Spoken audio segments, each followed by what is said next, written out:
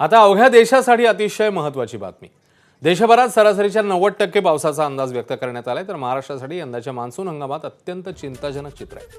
राज्यामध्ये यंदा पाऊस सामान्यपेक्षा कमी पडण्याची आणि उष्णतेच्या लाटा तीव्र राहण्याची शक्यता वर्तवण्यात आली आहे। विदर्भ, मराठवाडा आणि पश्चिम महाराष्ट्रात कमी पावसाचा अंदाज आहे। महाराष्ट्र हा प्रामुख्याने मध्य भारत आणि दक्षिण द्वीपकल्प या दोन्ही विभागात मोडतो। या दोन्ही विभागात यंदा सामान्यपेक्षा कमी पावसाचा अंदाज आहे। देशामध्ये आधीच पाण्याचं संकट गैर होत चाललंय। राज्यातल्या अनेक भागात विहिरी आणि पाणवठ्यांच्या पाण्याने पातळी गाठली आहे, तर धरणातला पाणीसाठा खालावलाय, म्हणून अनेक शहरात पाणी कपात आहे। त्यामुळे सगळेच पावसाची वाट पाहत आहेत। असं असताना भारतीय वेधशाळेने व्यक्त केलेला हा अंदाज चिंता वाढवणारा आहे।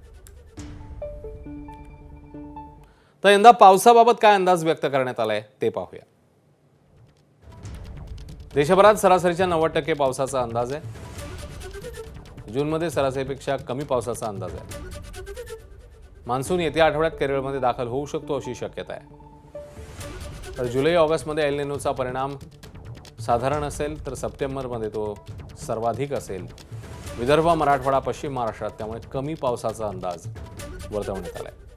विदर्भ, मराठवाड्यात कमाल तापमान सामान्यपेक्षा जास्त राहील। तर प्रशासनाला कोणत्या सूचना करण्यात आल्या आहेत? पाणीसाठा आणि संवर्धनाच्या उपाययोजना या राबवण्यात याव्यात।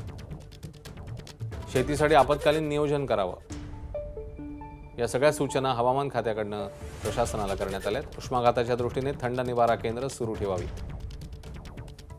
पिण्याच्या पाण्याची उपलब्धता सुनिश्चित करावी।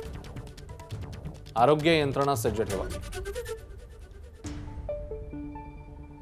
या सगळ्या सूचना या करण्यात आल्या। एबीपी माझा, उघडा डोळे बघा नीट।